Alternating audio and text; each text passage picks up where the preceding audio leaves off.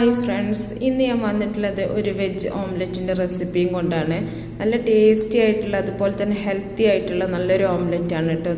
ഇത് വെജിറ്റബിൾ കഴിക്കാത്ത കുട്ടികൾക്ക് ഉണ്ടാക്കി കൊടുക്കുക. അതുപോലെ നമുക്ക് വൈകുന്നേരത്തെ സ്നാക്കിന് പകരമായിട്ടൊക്കെ ഉണ്ടാക്കാൻ പറ്റിയ നല്ലൊരു ഓംലെറ്റാണ്. അപ്പോൾ ഇത് സോസിൻ്റെ കൂടെയൊക്കെ കഴിക്കണമെങ്കിൽ നല്ല ടേസ്റ്റാണ് കേട്ടോ. അപ്പോൾ റെസിപ്പിയിലോട്ട് പോകുന്നതിന് മുമ്പായിട്ട് ചാനൽ സബ്സ്ക്രൈബ് ചെയ്യാത്തവരൊന്ന് സബ്സ്ക്രൈബ് ചെയ്യുക. അതുപോലെ നിങ്ങൾ ലൈക്ക് ചെയ്യാനും ഷെയർ ചെയ്യാനും ഒന്നും മറക്കരുത് കേട്ടോ. അതുപോലെ നിങ്ങളുടെ അഭിപ്രായങ്ങളൊക്കെ നിങ്ങൾ അറിയിക്കുക. അപ്പോൾ വളരെ കുറഞ്ഞ സമയം കൊണ്ട് ചെയ്യാൻ പറ്റുന്ന നല്ലൊരു ഓംലെറ്റാണ് കേട്ടോ. അത് നമുക്ക് വയറ് നിറയും ചെയ്യും ഈ ഒരു ഓംലെറ്റ് കഴിച്ചാൽ തന്നെ. അപ്പോൾ നമുക്കിതെങ്ങനെ ചെയ്യുന്നത് നോക്കാം. വളരെ ഈസി ആയിട്ട് ചെയ്യാൻ പറ്റും, കുറഞ്ഞ സമയം മാത്രം മതി. അപ്പോൾ ഇതെങ്ങനെ ചെയ്യുന്നത് നോക്കാം. ആദ്യം തന്നെ നമുക്ക് ഒരു പാൻ അടുപ്പത്ത് വെച്ചിട്ട് അതിലേക്ക് കുറച്ച് ഓയിൽ ഒഴിച്ച് കൊടുക്കാം. ഇത് ഓയിലിന് പകരം നിങ്ങൾക്ക് വെളിച്ചെണ്ണയൊക്കെ ഉപയോഗിക്കാം കേട്ടോ. അത് നിങ്ങളുടെ ഇഷ്ടമുള്ള ഓയിൽ ഏതാണെന്ന് വെച്ചാൽ അതെടുക്കുക. ഇതിലേക്ക് ഒരു ഉള്ളിയാണ്, അത് അരിഞ്ഞെടുത്തിട്ടുള്ളതാണ്, അത് ചേർക്കുന്നുണ്ട്. അപ്പോൾ ഞാനിവിടെ 3 മുട്ടൻ്റെ ഓംലെറ്റാണ് ചെയ്യുന്നത്. ആ ഒരു അളവിലേക്കാണ് ഞാൻ കാണിക്കുന്നത് കേട്ടോ. അപ്പോൾ ഞാനൊരു ഉള്ളി ആണ് എടുത്തിട്ടുള്ളത്. അപ്പോൾ നിങ്ങൾ കൂടുതൽ ചെയ്യുകയാണെങ്കിൽ അതിനനുസരിച്ചിട്ട് ഉള്ളിയൊക്കെ നിങ്ങൾ എടുക്കുക. ഈ ഉള്ളി നമുക്ക് ചെറുതായിട്ടൊന്ന് വഴറ്റിയെടുക്കാം. ഇതിൽ കുറച്ച് പച്ചമുളക് ഇട്ടിട്ടുണ്ട്. ഇത് നിങ്ങളുടെ എരിവിനനുസരിച്ച് നിങ്ങൾക്ക് മുളകിൻ്റെ അളവിലൊക്കെ മാറ്റം വരുത്തുക കേട്ടോ. കുറച്ച് കറിവേപ്പില അരിഞ്ഞെടുത്തിട്ടുള്ളതാണ്, അതും കൂടെ ചേർത്തിട്ടുണ്ട്. പിന്നെ ഇതിലേക്ക് എന്ത് വെജിറ്റബിൾ വേണമെങ്കിലും നിങ്ങൾക്ക് ഇഷ്ടമുള്ള എല്ലാ വെജിറ്റബിളും നിങ്ങൾക്ക് ആഡ് ചെയ്യാം കേട്ടോ. എനിക്ക് ഇഷ്ടമുള്ള കുറച്ച് വെജിറ്റബിൾസ് മാത്രമേ ഇപ്പം ഞാൻ ആഡ് ചെയ്യുന്നുള്ളൂ.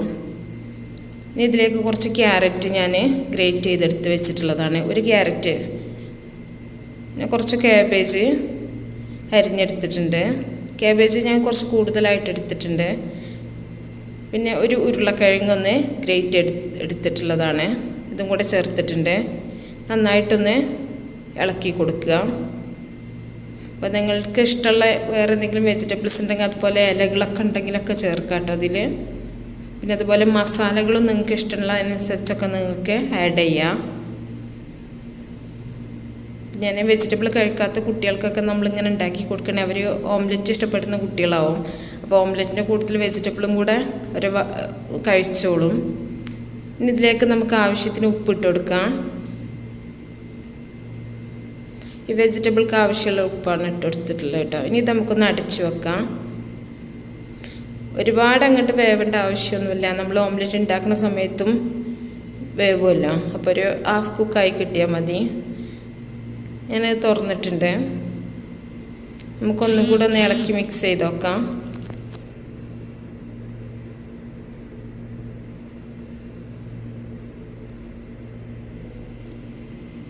നന്നായിട്ട് മിക്സ് ചെയ്യാം.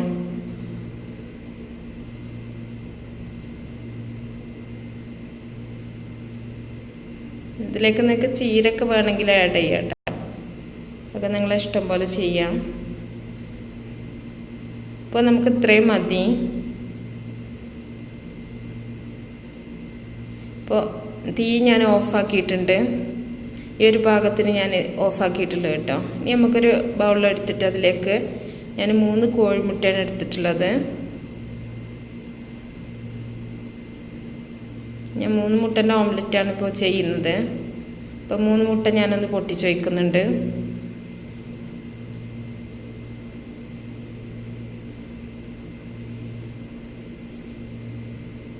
അപ്പോൾ നിങ്ങൾ എത്ര മുട്ടയാണ് എടുക്കുന്നതിനനുസരിച്ചിട്ട് നിങ്ങൾക്ക് വെജിറ്റബിളിൻ്റെ അളവിലൊക്കെ നിങ്ങൾ മാറ്റം വരുത്തുക കേട്ടോ.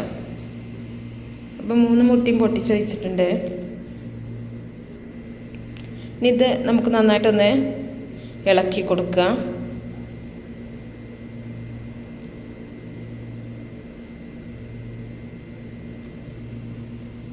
നന്നായിട്ട് തന്നെ ഒന്ന് മിക്സ് ചെയ്യാം.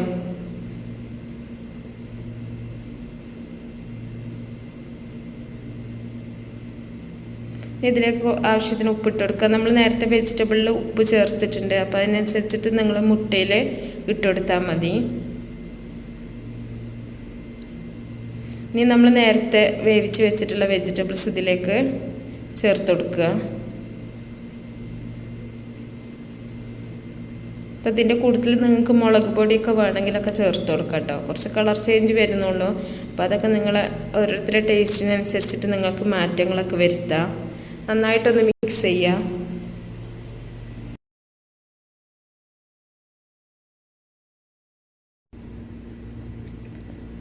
നന്നായിട്ട് തന്നെ മിക്സ് ചെയ്യാം.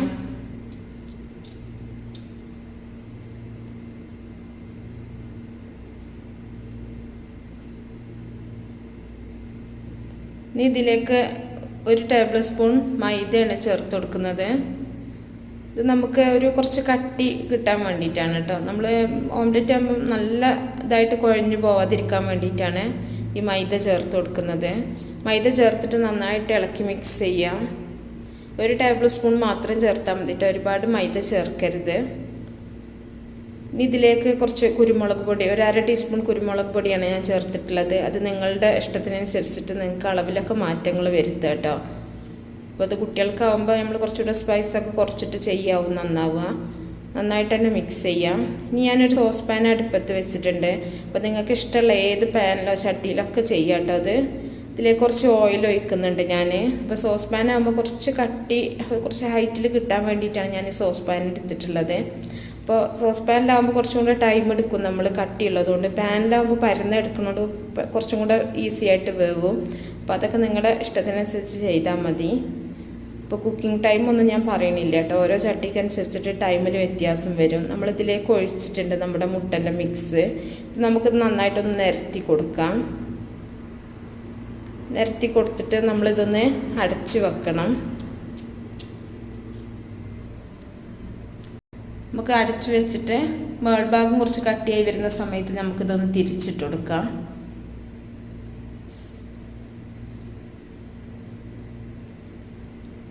അപ്പോൾ ഇത് കുറച്ച് സമയം കഴിഞ്ഞിട്ട് ഞാനിതൊന്ന് തുറന്നിട്ടുണ്ട് കേട്ടോ. നമുക്കിതിൻ്റെ സൈഡിൽ നിന്നൊക്കെ ഇതൊന്ന് വിട്ടെടുത്തതിന് ശേഷം നമുക്കിതൊന്ന് തിരിച്ചിട്ട് കൊടുക്കാം. നമ്മൾ ചട്ടകം വെച്ചിട്ട് തിരിച്ചിടുന്ന സമയത്ത് ചിലപ്പോൾ മുറിഞ്ഞ് വീഴാൻ സാധ്യത ഉണ്ട്. അതുകൊണ്ട് ഇതിൻ്റെ അടപ്പിൽ തന്നെ ഒന്ന് തിരിച്ചിട്ടിട്ട് നേരെ ഒന്ന് നമ്മൾ മറിച്ചിട്ട് കൊടുത്താൽ മതി കേട്ടോ. അത് നിങ്ങൾക്കനുസരിച്ച് നിങ്ങൾക്ക് കഴിയുന്നതനുസരിച്ച് നിങ്ങൾ ചെയ്താൽ മതി. ഇനി ഇതിൻ്റെ ഈ ഭാഗം കൂടെ ഒന്ന് വേവാൻ വേണ്ടിയിട്ട് നമുക്കിതൊന്ന് വെക്കാം. നമുക്കിത് സെർവിങ് പ്ലേറ്റിലേക്ക് മാറ്റാം കേട്ടോ. അപ്പോൾ നമ്മുടെ ടേസ്റ്റി ആയിട്ടുള്ള വെജ് ഓംലെറ്റ് ഇവിടെ റെഡി ആയിട്ടുണ്ട്. അപ്പോൾ എല്ലാവരും ഉണ്ടാക്കി നോക്കുക, അഭിപ്രായങ്ങളൊക്കെ അറിയിക്കുക. അപ്പോൾ നല്ല ടേസ്റ്റി അതുപോലെ ഈസി ആയിട്ടുള്ള റെസിപ്പികളൊക്കെ ആയിട്ട് നമുക്ക് അടുത്തൊരു വീഡിയോയിൽ കാണാം.